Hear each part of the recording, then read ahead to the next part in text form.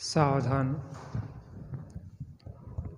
इडमो अर्हन्ताडम् इडमो सिद्धाडम् इडमो आयरियाडम् इडमो अज्झायाडम् इडमो लोये सवसाहुडम् सर्वव्यापीकचिद्रूप स्वरूपाय परात्मने शोपलब्धि प्रसिद्धाय ज्ञानानन्दात्मने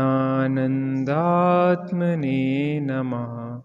शोपलब्धि प्रसिद्धाय ज्ञानानन्दात्मने नमः। ईश सुरासुरमणुसिन्धुवन्दितं धोदघायिकमलं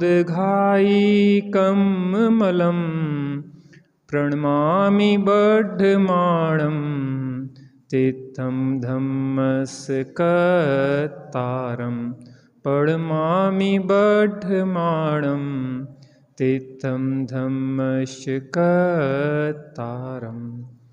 परलक्ष्य तजूं निज तत्व भजूं आत्मन निज में ही शांति मिले आत्मन निज में ही शांति मिले।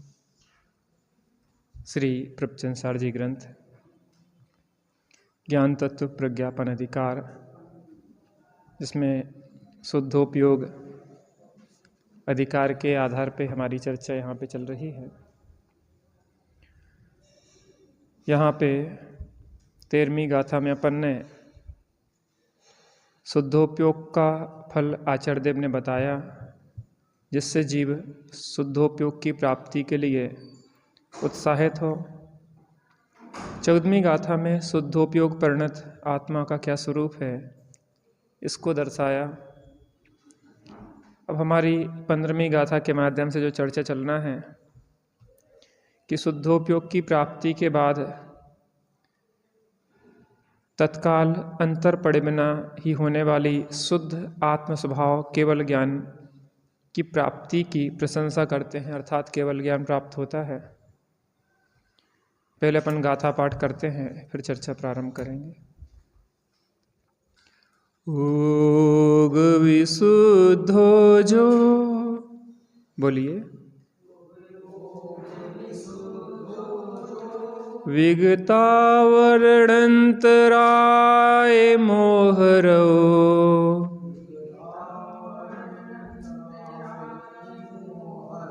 भूदोषय में वादा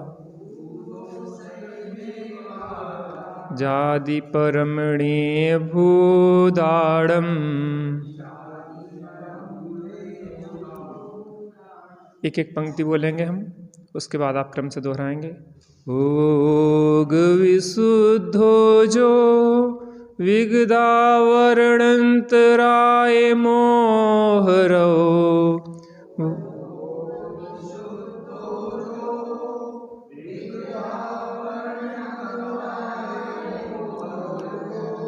भूदोषय में वादा जादि परमणीय भूदाड़म।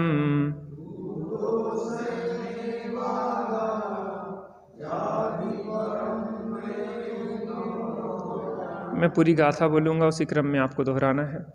योग विशुद्धो जो विगदावरणंतराय मोहरो भूदोषय में वादा जादि परमणीय भूदाड़म।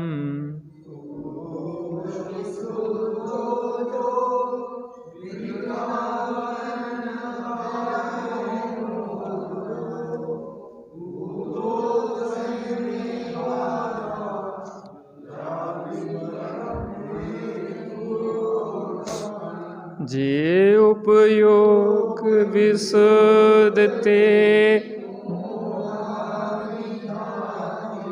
रज थकी, स्वयमेव रहित थयो थको, ज्ञान्तरा में सही। उत्थानिका देखते हैं। अब शुद्धोपयोग की प्राप्ति के बाद तत्काल अंतर पड़े बिना ही होने वाली शुद्ध आत्म स्वभाव केवल ज्ञान की प्राप्ति की प्रशंसा करते हैं। देखिए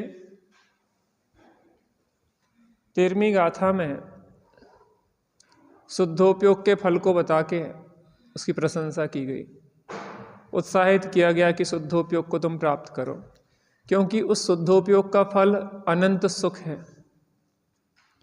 और यहाँ कह रहे हैं कि शुद्धोपयोग का फल अनंत ज्ञान है, अर्थात उस शुद्धोपयोग का फल अनंत ज्ञान, अनंत दर्शन, अनंत सुख और अनंत वीर है।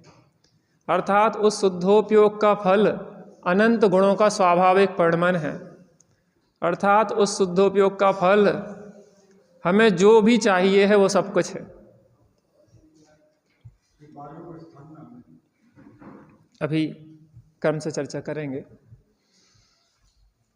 हमें जो चाहिए है, हम सुखी होना चाहते, शुद्धोपयोग से वह सुख मिलेगा। हम सबको जानना चाहते, शुद्धोपयोग से वह सब मिलेगा। हम सबको देखना चाहते, शुद्धोपयोग से वह सब मिलेगा। हम अनंत सामर्थ्य चाहते, बहुत सामर्थ्य चाहते, तो शुद्धोपयोग से वह मिलेगी। हमें जो भी चाहिए है वो शुद्धोपयोग से मिलेगा। शुद्धोपयोग माने अपने उपयोग को शुद्ध स्वरूप में डुबोने से सब कुछ मिलता है, और उपयोग को बाहर भ्रमाने से कुछ मिलता तो नहीं है, अनंत दुख मिलता है। इसका मतलब यह हुआ कि अपने उपयोग को भ्रमाना बंद करें, उपयोग को उपयोग स्वरूप में जोड़ें।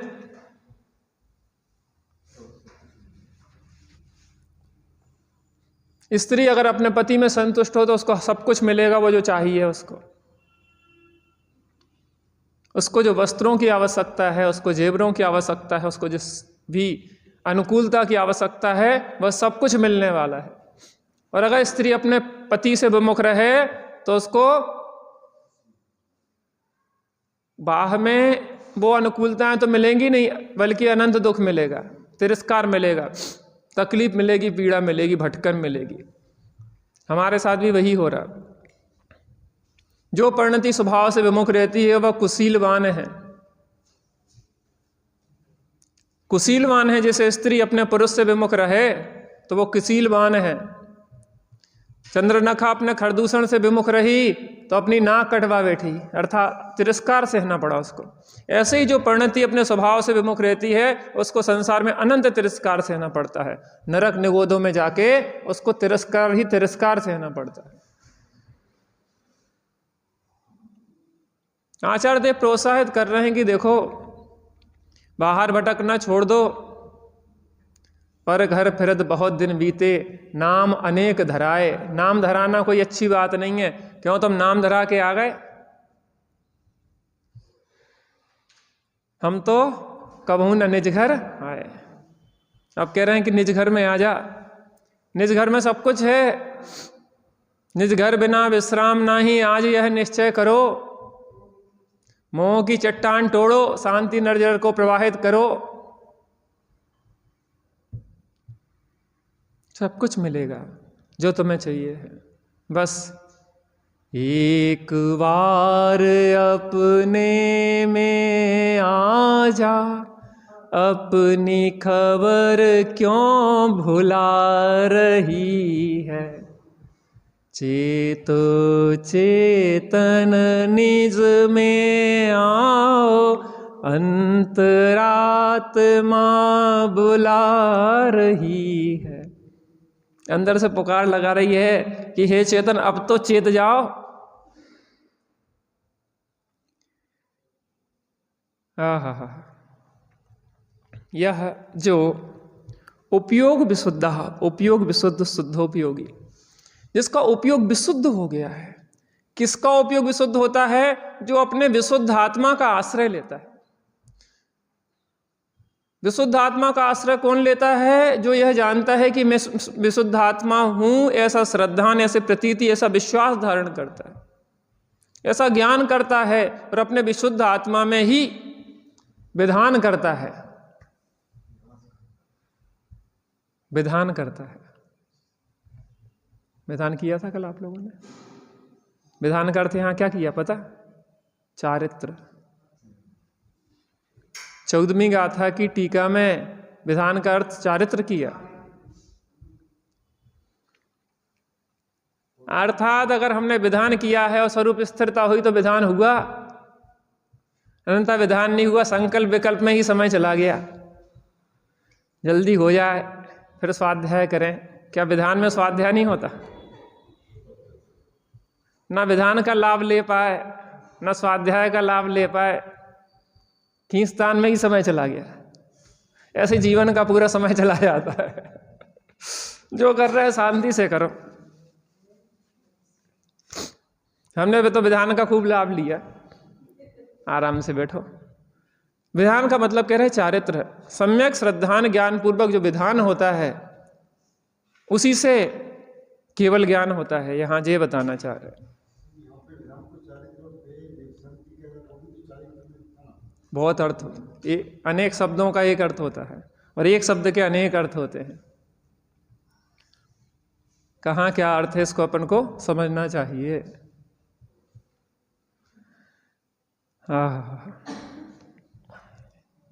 उपयोग विशुद्ध, शुद्धोपयोगी हैं। शुद्धोपयोगी कैसे होते हैं? जो उपयोग जिनका विशुद्ध आत्मा में लगता है उसका उपयोग क्या होता है? शुद्धोपयोग होता है। आप जिसके साथ जुड़ जाएंगे, जिसके साथ जुड़ जाएंगे वैसे हो जाएंगे। अपन अभी चर्चा करके आए ना, 9वीं 10वीं 11वीं आदि गाथाओं में थी। सुहो जुत्तो सुहो, असुहो जुत्तो असुहो, और शुद्धो जुत्तो शुद्धो। शुभोपयोग से युक्त आत्मा शुभ है, अशुभोपयोग से आत्मा युक्त अशुभ है, और शुद्धोपयोग से युक्त आत्मा पानी रे पानी तेरा रंग कैसा, और जिसमें मिला दो लगे उस जैसा। कैसा रंग है पानी का? जिसमें मिला दोगे वैसा लगेगा। परिणति कैसी?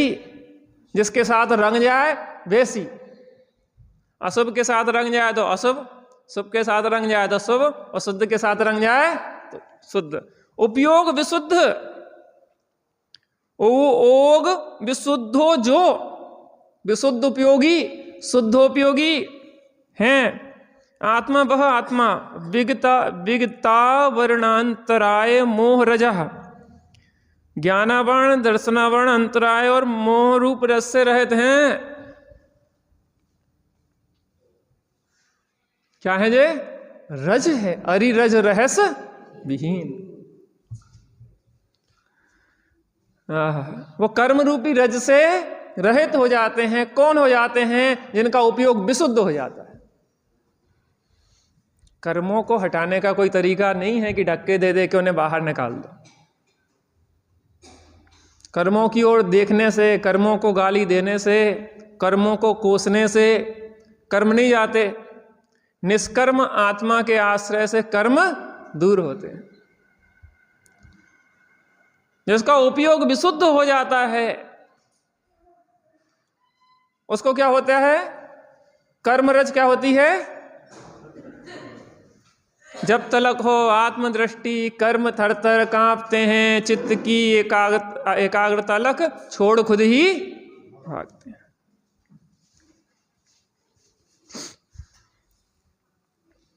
स्वयमेव भूतः, स्वयमेव होता है। क्या होता है? क्या होता है? कर्मों से रहित तो स्वयमेव हो जाता है। इसका मतलब ये है कि कर्मों को हम दूर जिस तरीके से करना चाहते हैं, कर्म उस तरीके से दूर नहीं होते हैं। जिसका उपयोग विशुद्ध होता है उसके कर्म रूपी रज स्वतः ही खिर जाती है, पता ही नहीं पड़ता। ज्ञेय भूतानाम, ज्ञेयभूत पदार्थों के पारम याति, पार को प्राप्त होता है। ज्ञेयभूत पदार्थों के पार मतलब क्या हुआ?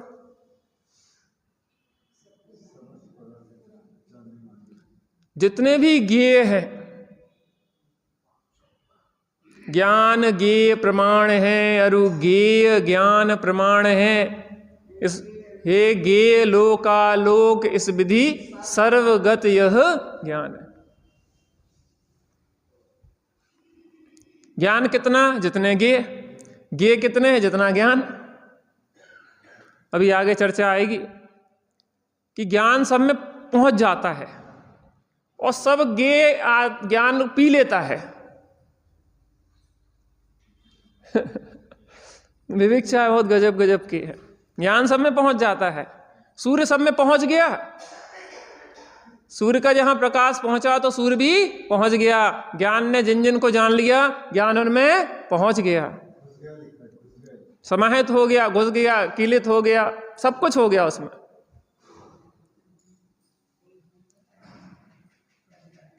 ज्ञेयों के पार को प्राप्त हो जाते हैं, अर्थात उनके ज्ञान में समस्त ज्ञेय झलकने लग जाते हैं, अर्थात वह सर्वज्ञ दशा को प्राप्त कर लेते हैं। देखो भैया, जिस विधि से हम सबको जानने के लिए प्रयत्न कर रहे हैं वो विधि तो नहीं है। आज हम ये देखते हैं कि लोग मोबाइलों में ऐसे चिपक जाते हैं कि घंटों से नहीं निकल पाते, और उसके कारण हमारा उपयोग बहुत चंचल हो रहा है। और टोडरमल जी साहब ने कहा कि चंचल चित्त ही सर्व दुखों का मूल है। उपयोग हमारा अस्थिर हो रहा है, चंचल हो रहा है, और उसके कारण हमारा चित्त में निरंतर आकुलता व्याकुलता बनी रहती है। क्योंकि सर्व को जानने का स्वभाव है, वो सर्व को जानने का स्वभाव हमें सर्व को जानने के लिए प्रेरित करता है। क्योंकि हमारा सर्वज्ञता स्वभाव है, वो सर्व को जानने के लिए प्रेरित करता है। लेकिन जिस विधि से तुम सर्व को जानने जाते हो उस विधि से सर्व को नहीं जाना जाता है।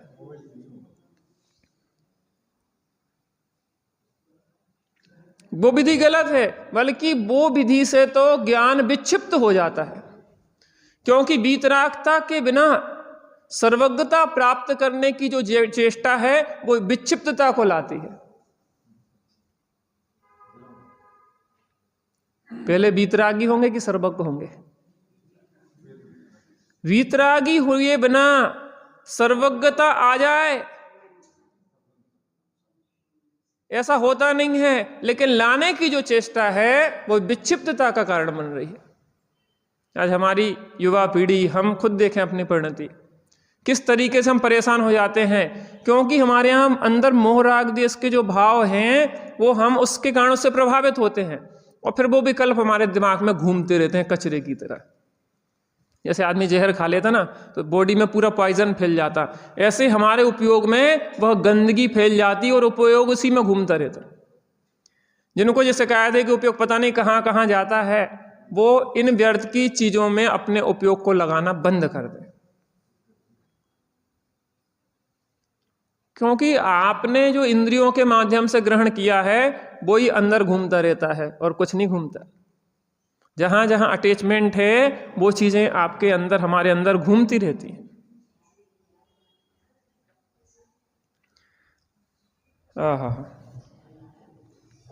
ठीक है।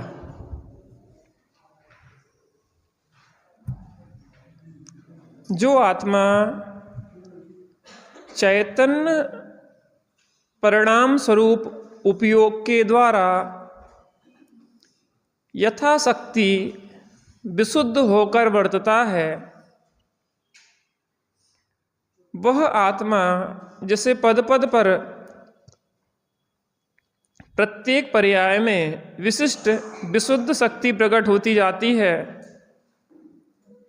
ऐसा होने से अनादि संसार से बंधी हुई दृढ़तर मोह ग्रंथि छूट जाने से अत्यंत निर्विकार चैतन्य वाला और समस्त ज्ञानावरण दर्शनावरण तथा अंतराय के नष्ट हो जाने से निर्विघ्न विकसित आत्मशक्तिवान स्वयमेव होता हुआ ज्ञेयता को प्राप्त पदार्थों के अंत को पा लेता है। यहाँ यह कहा है कि आत्मा ज्ञान स्वभाव है और ज्ञान ज्ञेय प्रमाण है, इसलिए समस्त ज्ञेयों के भीतर प्रवेश को प्राप्त जाता ज्ञान जिसका स्वभाव है प्राप्त ज्ञाता ज्ञान जिसका स्वभाव है, ऐसे आत्मा को आत्मा शुद्धोपयोग के ही प्रसाद से प्राप्त करता है। जो आत्मा चैतन्य परिणाम स्वरूप उपयोग के द्वारा यथाशक्ति विशुद्ध होकर वर्तता है, उपयोग को विशुद्ध करना है, उपयोग को विशुद्ध करना है, परिणति को निर्मल करना है, तो निर्मल स्वभावी आत्मा का आश्रय लो। परिणामों की संभाल करना है, परिणामों को निर्मल बनाना है, तो निर्मल स्वभावी आत्मा का आश्रय लो। जो आत्मा चैतन्य परिणाम स्वरूप उपयोग के द्वारा, उपयोग चेतन को है उपयोग रूप, उपयोग कहते हैं ज्ञान दर्शन के व्यापार को उपयोग कहते हैं। ज्ञान दर्शन का व्यापार अर्थात ज्ञान दर्शन गुण का कार्य,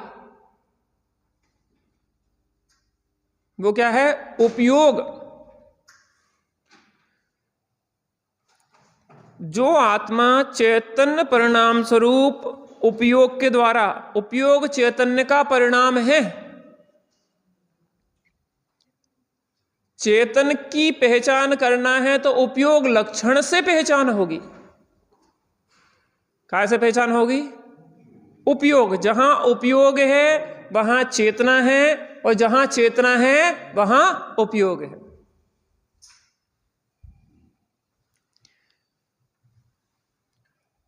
यथाशक्ति विशुद्ध होकर वर्तता है,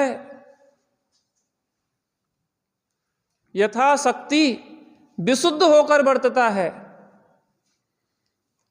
क्या? चेतन का उपयोग यथाशक्ति कैसा वर्तता है? विशुद्ध होकर वर्तता है। अर्थात जो जीव स्वरूप के अवलंबन पूर्वक जितनी कसायों का अभाव करता चला जाएगा, उसका उपयोग उतना विशुद्ध होता चला जाएगा।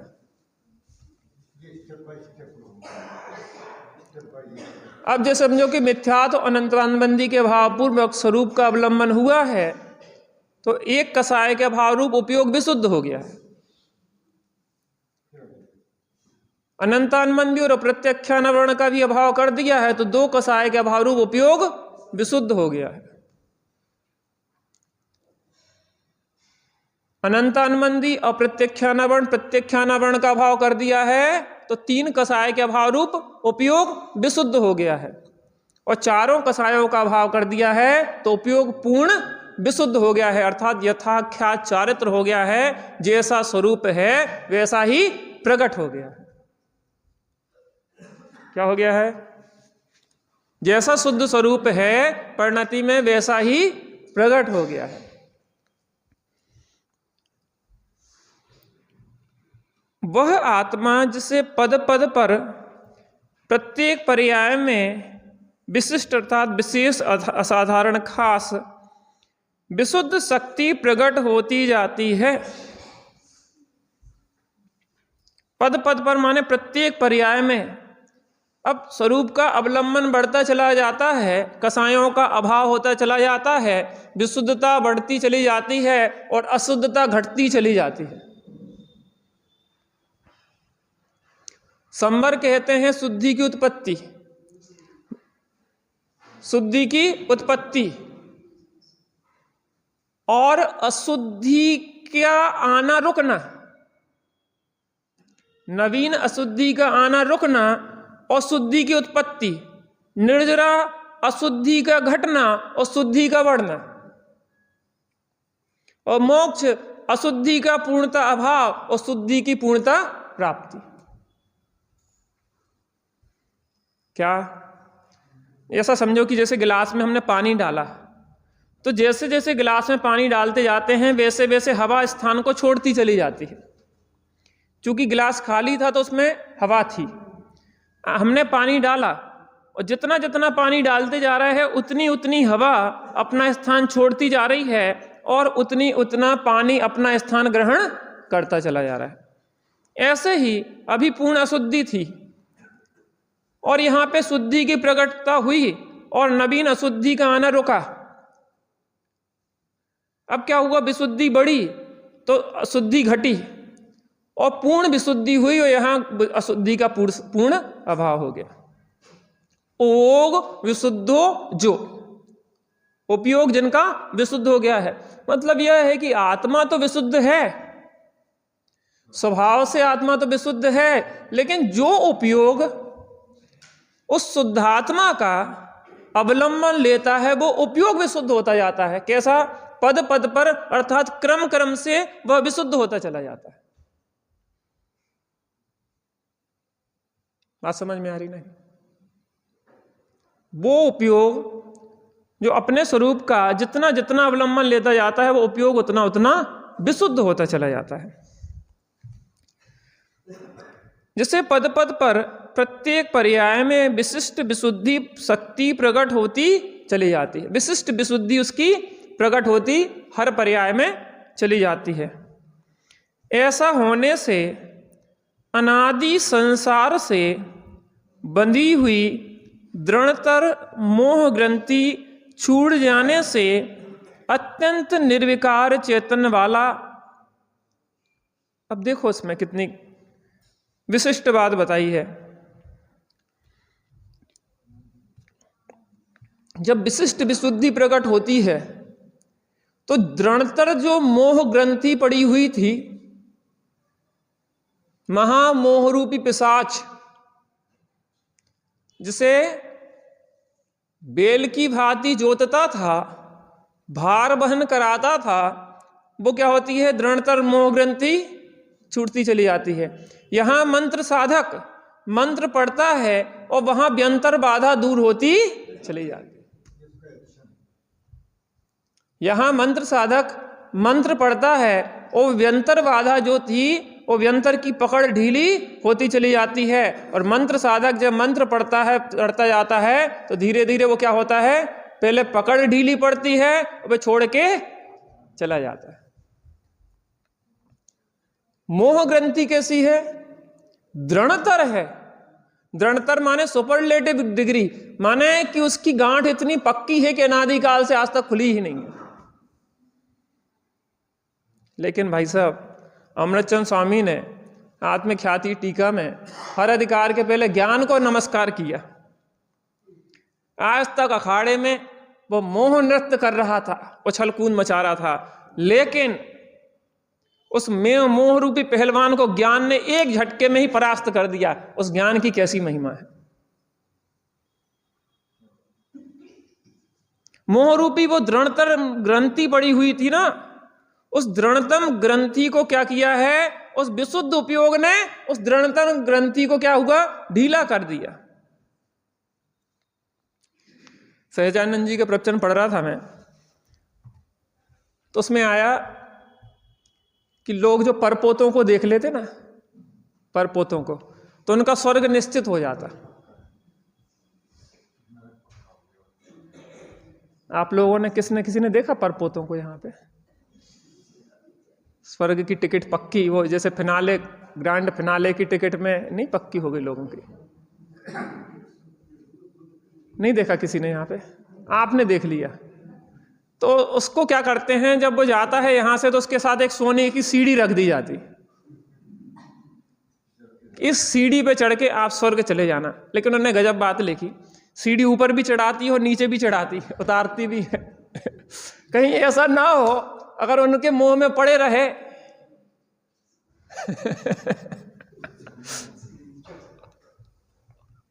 क्योंकि मोह की सीढ़ी तो हमेशा नीचे ही ले जाती है।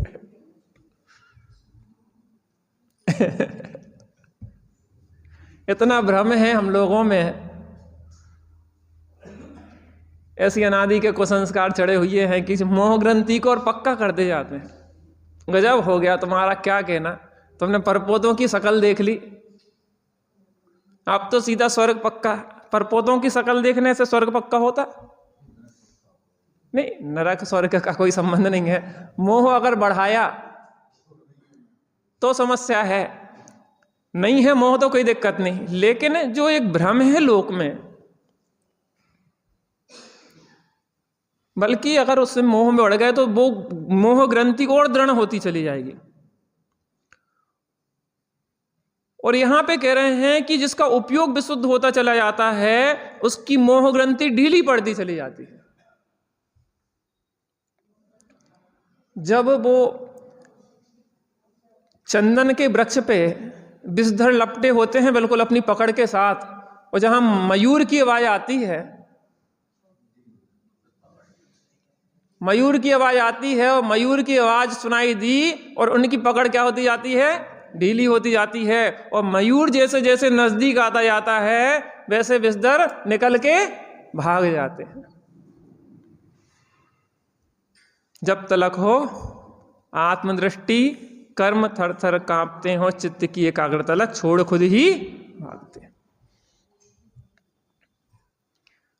अनादि संसार से बंधी हुई दृढ़तर मोह ग्रंथि छूट जाने से अत्यंत निर्विकार चेतन वाला, अब अत्यंत दृढ़तर मोह ग्रंथि छूटी है तो कैसा बन गया ये, अत्यंत निर्विकार चेतन वाला हो गया।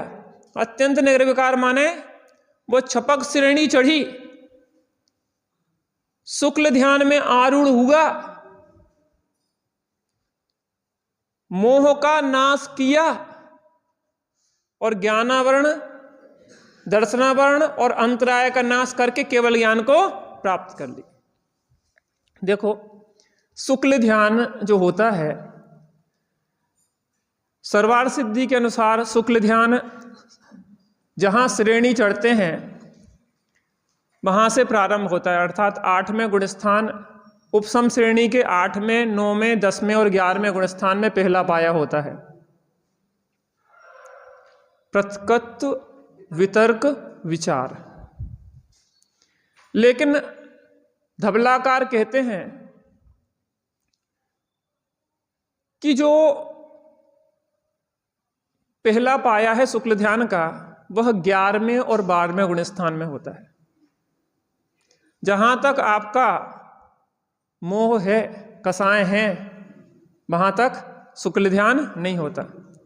और वह 12वें गुणस्थान के प्रारंभ तक भी, 12वें गुणस्थान के प्रारंभ तक भी माना जाता है। दूसरी बात, दूसरा पाया 12वें गुणस्थान में दूसरा पाया होता है, तीसरा पाया 13वें में और चौथा पाया 14वें में। स्टेप, विशुद्धि के स्टेप बढ़ते जाते। अब यहां पे क्या हुआ, उपयोग विशुद्ध हुआ, छपक श्रेणी चढ़ा, छपक श्रेणी चढ़ा तो क्या हुआ, उसको कौन सा ध्यान हो गया, शुक्ल ध्यान। शुक्ल ध्यान हुआ और शुक्ल ध्यान का फर्स्ट स्टेप और सेकंड स्टेप। और जब 12वें गुणस्थान में उसने मोह का क्षय किया, क्या किया, क्षीण मोह हो गया, उसके बाद लास्ट में 12वें गुणस्थान के क्या करता है, ज्ञानावरण दर्शनावरण और अंतराय क्षयाच केवलम, क्या हो जाता है, केवल ज्ञान प्रकट हो जाता है। किसको, जो उपयोग विशुद्ध होता है, किसको प्रकट हो जाता है, जिसका उपयोग विशुद्ध हो जाता है। नष्ट हो जाने से निर्विघ्न विकसित आत्मशक्तिवान स्वयमेव होता है। निर्विघ्न क्यों, क्योंकि अंतराय कर्म से विघ्न पड़ता था। क्यों, क्योंकि उस सुख में बाधा पड़ती थी। अब कैसा सुख है, निर्विघ्न है, निर्विघ्न विकसित, विकसित माने पूर्ण विकसित। स्वामी जी ने प्रवचन में लिखा कि जो कली अभी थोड़ी खिली थी वो पूर्ण विकसित हो गई। मुरझाई ज्ञान लता मेरी, निज अंतर बल से खिल जावे। वो अभी जो छोटी सी कली थी ना, अब वो पूर्ण विकसित हो गई, पूर्ण विकास को प्राप्त हो गई। आत्मशक्तिवान स्वयमेव होता हुआ। देखो, बाहर में हमारा काम नहीं चलता। हमारा काम तो यह है कि हम अपने स्वरूप का अवलंबन लेते चले जाएं, बाकी जो घटित होने योग्य है वो स्वयमेव होता चला जाएगा। ज्ञेता को प्राप्त पदार्थों के अंत को पा लेता है, अर्थात उसको केवल ज्ञान की प्राप्ति हो जाती है, अर्थात समस्त लोकालोक उसके ज्ञान में झलक जाता है। यहाँ यह कहा है कि आत्मा ज्ञान स्वभाव है और ज्ञान ज्ञेय प्रमाण है, इसलिए समस्त ज्ञेयों के भीतर प्रवेश को प्राप्त ज्ञाता ज्ञान जिसका स्वभाव है, ऐसे आत्मा को आत्मा शुद्धोपयोग के ही प्रसाद से प्राप्त करता है। अर्थात समस्त लोकालोक के पदार्थ को तुम जानो या तुम्हारे ज्ञान में समस्त लोकालोक के पदार्थ झलकें, वह स्थिति किसको प्राप्त होती है? शुद्धोपयोगी जीव को प्राप्त होती है। कौन सा अधिकार चल रहा है? शुद्धोपयोग अधिकार चल रहा है। अगर हमें वास्तव में समस्त को जानने की इच्छा है तो एक आत्मा को जान लो। भावार्थ, शुद्धोपयोगी जीव प्रतिक्षण अत्यंत शुद्धि को प्राप्त करता है। जो शुद्धि कैसी होती है? उसकी बढ़ती चली जाती है।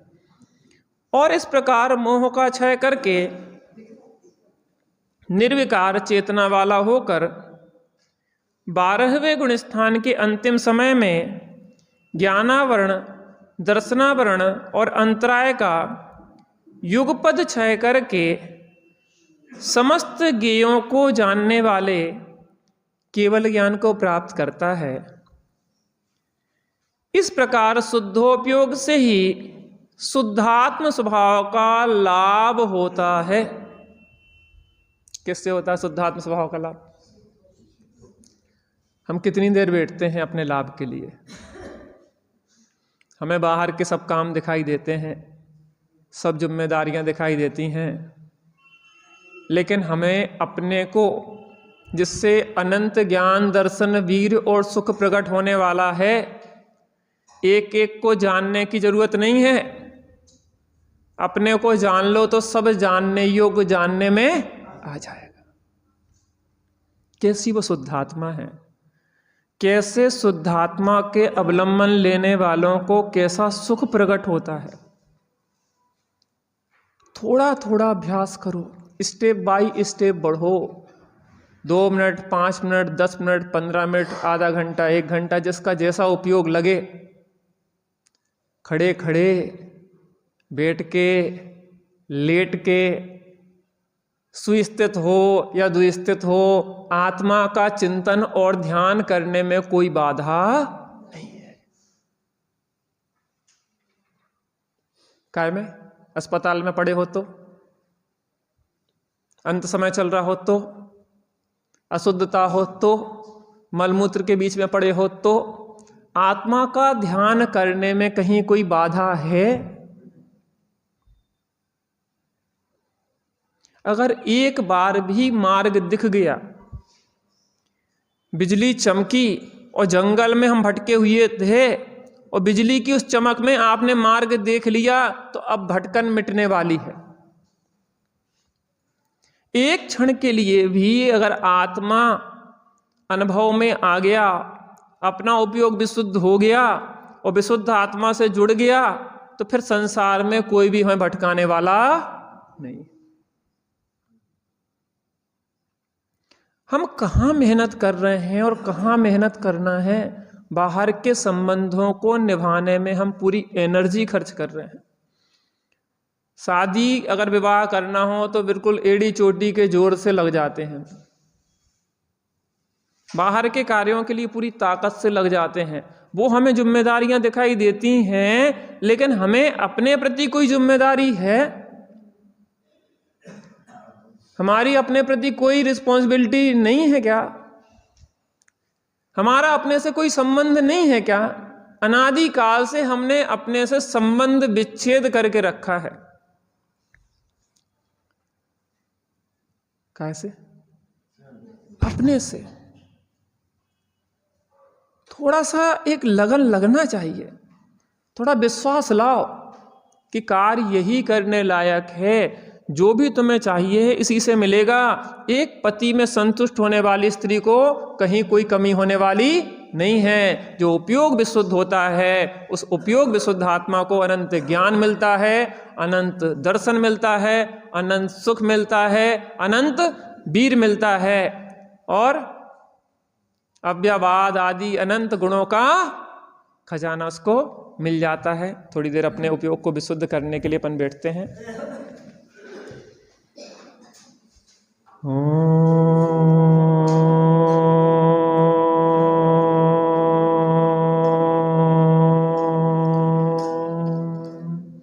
शांति शांति शांति।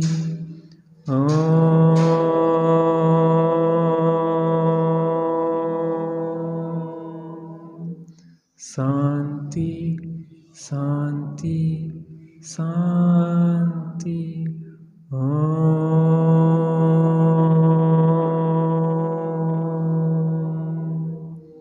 शांति शांति शांति। उपयोग विशुद्धात्मा अनंत अव्ययवाद ऐसे सुख को प्राप्त करता है कि यह उसमें किसी प्रकार की कोई बाधा आने वाली नहीं है। जिस इंद्रिय सुख को हमने सुख मान लिया है, वास्तव में वह सुख नहीं है, वो सुखाभास है। जब उपयोग विशुद्ध होकर अपने से जुड़ता है तो जो अतीन्द्रिय आनंद का वेदन होता है वह वचनातीत है, वह अनुभव गम्य है। थोड़ी देर के लिए बैठ के हम अपने उपयोग को विशुद्ध करते हैं।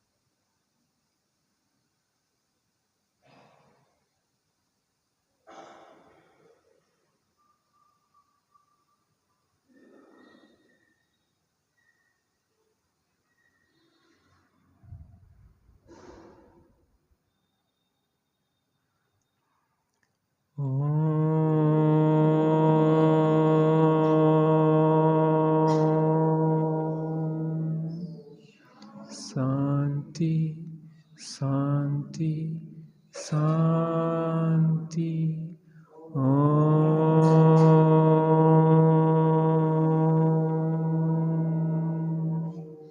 शांति शांति शांति।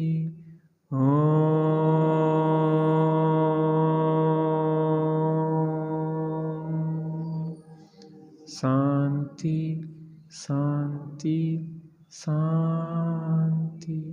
सहजानंदीश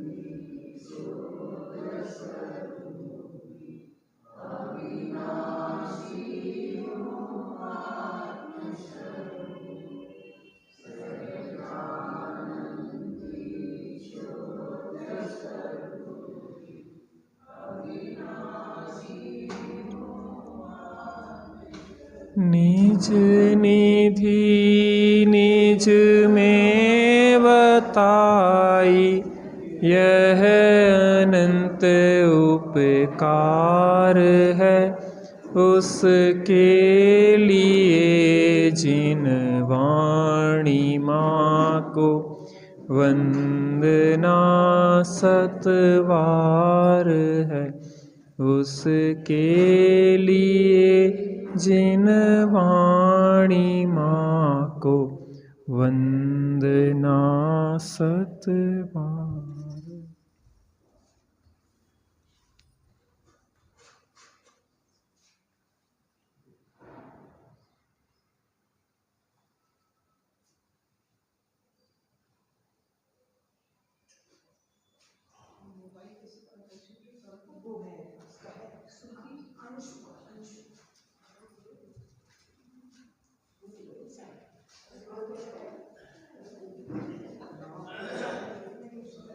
द्वादशांग जिनवाणी माता।